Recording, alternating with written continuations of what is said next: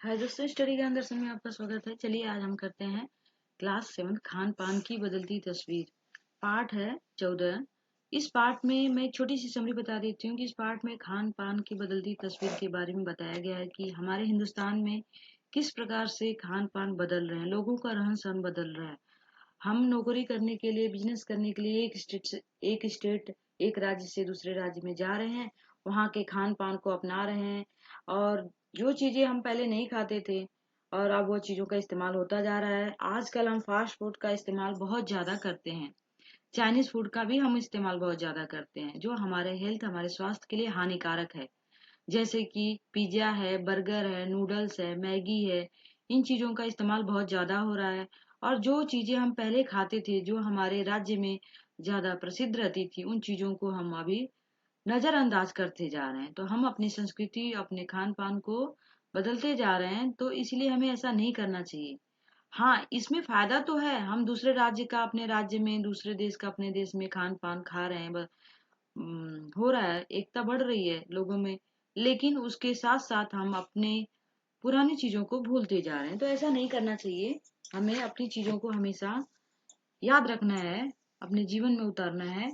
तो पाठ्य पुस्तक के प्रश्न अभ्यास के हैं। पहला प्रश्न जो है निबंध से है। निबंध से जो पहला प्रश्न है, खान पान की मिश्रित संस्कृति से लेखक का क्या मतलब है?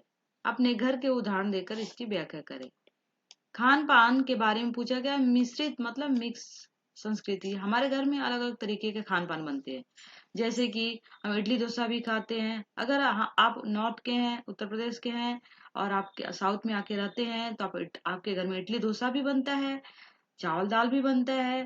तो आपके घर में उत्तर भारत के भी व्यंजन बनते हैं और दक्षिण भारत के भी व्यंजन बनाए जाते हैं। आप अपने तरीके से भी इसे लिख सकते हैं, जैसे कि आपके घर में क्या क्या चीजें बनती हैं। तो खान पान की मिश्रित संस्कृति से लेखक का मतलब है कि स्थानीय अन्य प्रांतों तथा विदेशी व्यंजनों के खान पान का आनंद उठाना, यानी स्थानीय व्यंजनों के खाने पकाने में रुचि रखना, उसकी गुणवत्ता तथा स्वाद को बनाए रखना।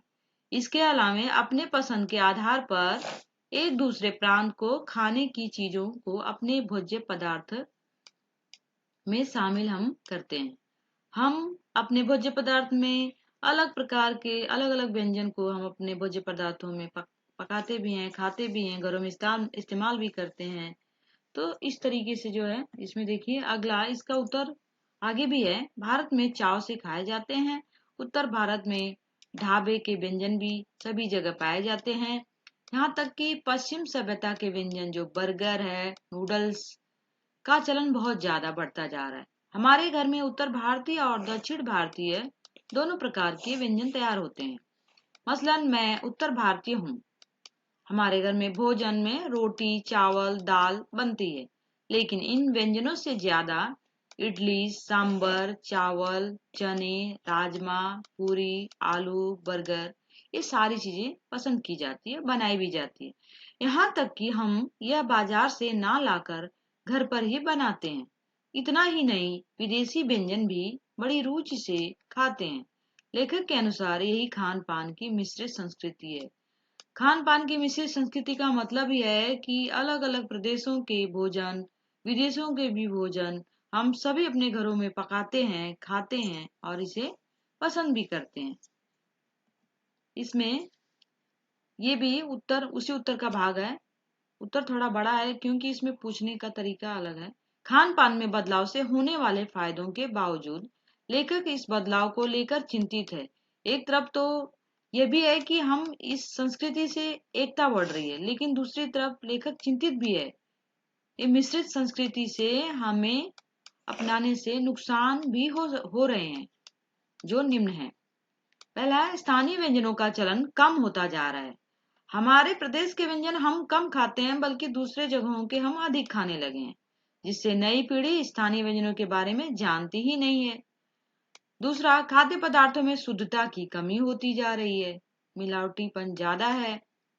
तीसरा, उत्तर भारत के व्यंजनों का स्वरूप बदलता ही जा रहा है।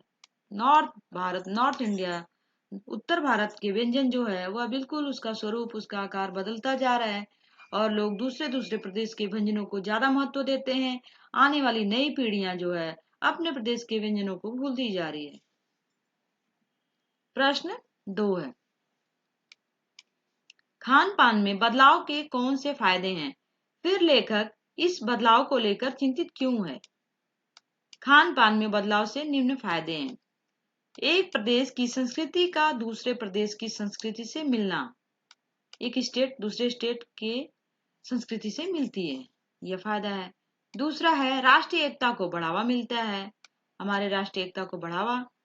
तीसरा, गृहिणियों एवं कामकाजी महिलाओं को जल्दी तैयार होने वाले विविध व्यंजनों की विधियां भी मालूम हो जाती है और जल्दी से पक भी जाता है। 4 है, बच्चों व बड़ों को मनचाहा भोजन मिलना, ये भी फायदे हैं। देश विदेश के व्यंजन मालूम होना, कौन से देश में क्या व्यंजन पकाए जा रहे हैं, इससे ये भी फायदा है। स्वाद, स्वास्थ्य व सरसता के आधार पर भोजन का चयन कर पाना। अगला प्रश्न है, प्रश्न 3 है, खान पान के मामले में स्वाधीनता का क्या अर्थ है? खान पान के मामले में स्वाधीनता का अर्थ किसी विशेष स्थान के खाने पीने का विशेष व्यंजन है जिसकी प्रसिद्धि दूर तक फैली होती है। मसलन मुंबई की पाव भाजी बहुत प्रसिद्ध है, दिल्ली के छोले कुलचे बहुत पसंद है, मथुरा के पेड़े, आगरा के पेठे, नमकीन, ये सब चीजें बहुत प्रसिद्ध हैं। स्थानीय व्यंजनों का प्रचलन था। हर प्रदेश में किसी न किसी विशेष स्थान का कोई न कोई व्यंजन अवश्य होता है। भले ही ये चीजें आज देश के किसी कोने में मिल जाएंगी, लेकिन ये शहर और वर्षों से इन चीजों के लिए प्रसिद्ध है। हर प्रदेश का अपना अपना कोई न कोई प्रसिद्ध व्यंजन होता है। जैसे बंगाल का रसगुल्ले बहुत प्रसिद्ध हैं और आगरा के पेठे बहुत प्रसिद्ध हैं, और दक्षिण भारत में इडली, डोसा, ये सब बहुत पसंद है। तो हर प्रदेश के कोई न कोई प्रसिद्ध व्यंजन होते हैं। लेकिन उसी का है उत्तर। लेकिन आज खान पान की मिश्रित संस्कृति ने लोगों के खाने पीने के व्यंजनों में इतने विकल्प दे दिए हैं कि स्थानीय व्यंजन प्राय लुप्त हो जा रहे हैं। लुप्त मतलब गायब हो रहे हैं, क्योंकि हम अपने प्रदेश के भोजनों को न खाकर दूसरे प्रदेश के व्यंजनों को अधिक महत्व देते हैं। जैसे आजकल बच्चे ज्यादा फास्ट फूड पसंद करते हैं, बर्गर, पिज्जा, ये सारी चीजें बहुत पसंद करते हैं। व्यंजनों से भली भांति अवगत परिचित भी नहीं है।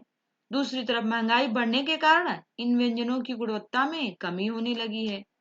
रुझान इनकी ओर कम होता जा रहा है। हाँ, 5 सितारा होटल में इन्हें एथनिक कहकर परोसने लगे हैं। अगर हम 5 स्टार होटलों में जाते हैं तो एथनिक नाम कहकर इसे खाना को परोसा जाता है, हमें दिया जाता है। निबंध से आगे है प्रश्न पहला, घर से बातचीत करके पता कीजिए कि आपके घर में क्या चीजें पकती हैं और क्या चीजें बनी बनाई बाजार से आती हैं। इनमें से बाजार से आने वाली कौन कौन सी चीजें आपकी माँ पिताजी बचपन में घर में बनती थी? पहले बचपन में आपकी ये चीजें घर में बनती थी, लेकिन अब घर में न बन के बल्कि हम बाजार से लाते हैं। तो वह चीज आपको देखना है कि आपके घर में क्या क्या चीजें आपके घर में बनती है और क्या क्या चीजें आपके पिताजी घर के बाहर से लाते हैं, पकी हुई चीजें, बनी हुई। मैं उत्तर भारतीय निवासी हैं। हमारे घर में कई प्रकार के व्यंजन बनाए जाते हैं तथा कई तरह के बाजार से लाए जाते हैं। घर में बनने वाली चीजें एवं बाजार से आने वाली चीजों की तालिका नीचे दी गई है। तालिका मतलब बॉक्स में आपको सारी चीजें दी गई हैं। देखिए, हमारे घर में बनने वाली चीजें, हमारे घर में दाल है, रोटी, सब्जी, कढ़ी, राजमा, चावल, छोले भटूरे, खीर, हलवा, इडली, डोसा, ये सब चीजें बनती होंगी। लेकिन बाजार से ज्यादा करके हम ये सारी चीजें लाते हैं, जैसे समोसे हैं, जलेबी हैं, ब्रेड पकौड़े, बर्फी, आइसक्रीम, ढोकला, गुलाब जामुन, ऐसी चीजें कुछ जो है वो हम अक्सर बाजार से लाते हैं। अगर आपके घर में कोई और चीजें भी बाजार से आती हैं तो आप इसे अपने शब्दों में लिख सकते हैं। प्रश्न 2, प्रश्न 2 है यहाँ खाने पकाने और स्वाद से संबंधित कुछ शब्द दिए गए हैं। इन्हें ध्यान से देखिए और उनका वर्गीकरण कीजिए। उबालना, तलना, भूनना, सेकना, दाल, भात, रोटी, पापड़, आलू, बैंगन, खट्टा, मीठा, तीखा, नमकीन, कसेला। ये सारी चीजें कैसे बनती है और किस तरीके से पकाई जाती है। इसका है भोजन। सब्जी जो है कभी भी या भोजन कैसे पकाया जाता है और इसका टेस्ट कैसा होता है, स्वाद। सब्जी जो है वो उबाली जाती है, इसका टेस्ट जो नमकीन होता है। दाल उबाली जाती है, मीठा नमकीन होता है। भात मतलब चावल, उबालना, मीठा, हल्का मीठा होता है। रोटी, रोटी को हम सेकते हैं, ये नमकीन होती है। अगला है प्रश्न 3, छौंक, चावल, कड़ी। चावल और कड़ी, इन शब्दों में वाक्य अंतर है, समझाइए। इन्हें बनाने के तरीके विविध प्रांतों में अलग अलग हैं। पता करें कि आपके प्रांत में इन्हें कैसे पकाया जाता है, कैसे बनाया जाता है। छौंक है, चावल है, कढ़ी है, निम्न अंतर है इसमें। यह यहाँ से उत्तर है। छौंक मतलब हम छौंक कैसे लगाते हैं सब्जी को या दाल को, किसी को भी। यह प्याज, टमाटर, जीरा, अन्य मसाले बनता है। कढ़ाई या किसी छोटे आकार के बर्तन में हम घी डालते हैं। तेल गर्म होने के बाद स्वादानुसार प्याज, नमक, टमाटर, जीरे, भुना हुआ सब डालते हैं। कई बार इसमें धनिया, हरी मिर्च, कसूरी मेथी, इलायची, लौंग आदि चीजें डालते हैं। छौंक जितना चटपटा बनाया जाता है, सब्जी उतनी स्वादिष्ट बनती है। चावल कैसे बनाया जाता है ये तो सबको पता होगा। चावल कई प्रकार से बनते हैं। उबले सादा चावल, 1 भाग चावल 3 भाग पानी डालकर उबालकर बनाना। चावल पकने पर फालतू पानी बहा देना। और अगर हम पतीले में बनाते हैं तो पानी को बहा सकते हैं, लेकिन यदि हम कुकर में बनाते हैं तो चावल, पानी, सब चीजों को हम डालकर कुकर के ढक्कन लगा देंगे। इसके बाद 3 या 4 सीटी देने पे वह चावल हमारा पक जाता है। तो अलग अलग तरीके होते हैं। प्रश्न 4 है, पिछली शताब्दी में खान पान की बदलती हुई तस्वीर का खाका खींचें तो इस प्रकार होगा। सन 60 का दशक, यहाँ पे दशक होगा, गलत, दशक, छोले भटूरे। 19, इसमें सन 60 है। 1916 में छोले भटूरे बनते थे। 1970 में इडली डोसा। सन 70 में, सन 80 में मतलब 1980 में तिब्बती चीनी भोजन। और सन 90 के दशक में 1990 में पिज्जा, पाव भाजी, ये सारी चीजें बनाई जाती। इसी प्रकार आप कुछ कपड़ों या पोशाकों की बदलती तस्वीर के बारे में लिख सकते हैं। तो अलग अलग सन आते जाते हैं और हमारे जो भोजन है वह बदलते जाते हैं, खान पान बदलते जाते हैं और वस्त्र भी बदलते जाते हैं। पोशाक उत्तर है। सन 60 के दशक में 1960 में लहंगा पहनते थे, चोली, सलवार, कमीज, साड़ी, ब्लाउज। और पुरुष लोग जो, यह तो महिलाओं का है और ये जेंट्स लोगों का, पैंट, कमीज, कुर्ता, पैजामा पहनते थे। सन 70 का दशक 1970 का bell bottom, top, frock, slacks, top sari और ब्लाउज, सलवार, कमीज, ये लेडीज पहनती थी, लड़की। और जेंट्स लोग जो पुरुष हैं वो कोट, पैंट, कमीज, टाई, कुर्ता, पैजामा पहनते थे। महिला वर्ग यहाँ पे है, यहाँ पुरुष वर्ग है। सन 80 का दशक 1980, जीन्स, टॉप, सलवार, पैजामा, कमीज, साड़ी, ब्लाउज पहनते थे। जेंट्स कोट, पैंट, कमीज, जीन्स, टी शर्ट, कुर्ता, पैजामा, पठानी सूट पहनते हैं। सन 90 के दशक में, सन 90 1990 में skirt, jeans, top sari, blouse और सलवार, पैजामा, कमीज पहनते थे। जेंट्स जो हैं पुरुष कोट, पैंट, कमीज, जीन्स, टी शर्ट, कुर्ता, पैजामा, पठानी सूट, शेरवानी, पजामा व दुपट्टा पहनते हैं। तो सन जैसे जैसे बदलता जाता है वैसे वैसे हमारे पहनावे, हमारे भोजन बदलते जाते हैं, रहन सहन बदलता जाता है। और आज आप देख ही रहे हैं कि कैसे लोगों का पहनावा है। अगला, मान लीजिए प्रश्न 5 है, मान लीजिए कि आपके घर कोई मेहमान आ रहे हैं जो आपके प्रांत का पारंपरिक भोजन करना चाहते हैं।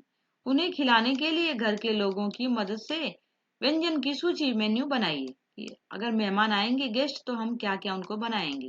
व्यंजन की सूची, रोटी, सब्जी, दाल, चावल, अचार और अन्य चीजें। तो इसमें रोटी, मटर, पनीर, शाही पनीर और दाल, अरहर दाल, मटर, चावल, सादा चावल, पुलाव, अचार, आम का, नींबू का अचार, रायता, पापड़, ये सारी चीजें हम बना सकते हैं। कुछ और भी हम अपनी तरफ से चाहें जो आपके घर में बनता है तो उसे आप लिख सकते हैं। अगला भाषा की बात। पहला प्रश्न है, खान पान शब्द खान पान और पान दो शब्दों को जोड़कर बना है। खान पान शब्द में और छिपा हुआ है। जिन शब्दों के योग में और, अथवा या जैसे योजक शब्द छिपे हों उन्हें द्वंद्व समास कहते हैं। नीचे द्वंद्व समास के कुछ उदाहरण दिए गए हैं, इनका वाक्यों में प्रयोग करना है और समझिए। जैसे द्वंद्व, यहाँ पे द्वंद्व समास दिया है। सीना पिरोना, भला बुरा, चलना फिरना, घास फूस, कहा सुनी, लंबा चौड़ा, ये सभी जो है द्वंद्व समास है। जैसे माता पिता, चाचा चाची, ये सभी द्वंद्व समास है और अपोजिट में भी आ जाते हैं। तो इस तरीके से हमें बनाना है। अगला, इसका ये उत्तर है सीना पिरोना। नेहा सीने पिरोने की कला में काफी अनुभवी है। नेहा को सीना पिरोना बहुत पसंद है, ऐसे भी लिख सकते हैं। भला बुरा, मैंने उसे भला बुरा कह दिया। मैंने अपने दोस्त को भला बुरा कह दिया। चलना फिरना, चलना फिरना स्वास्थ्य के लिए लाभदायक है। हम रोज चलते फिरते स्कूल जाते आते रहते हैं, ऐसे भी कह सकते हैं।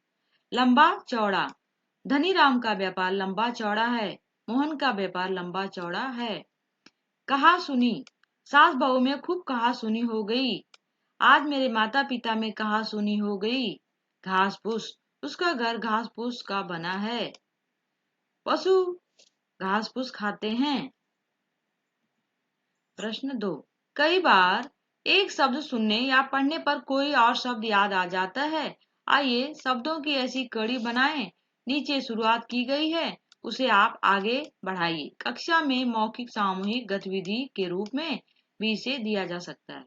आप इसे कक्षा में भी डिस्कस कर सकते हैं। इडली दक्षिण भारत का व्यंजन है। केरल ओणम, त्योहार मतलब त्योहार में छुट्टी होती है, यहाँ छुट्टी दिया है।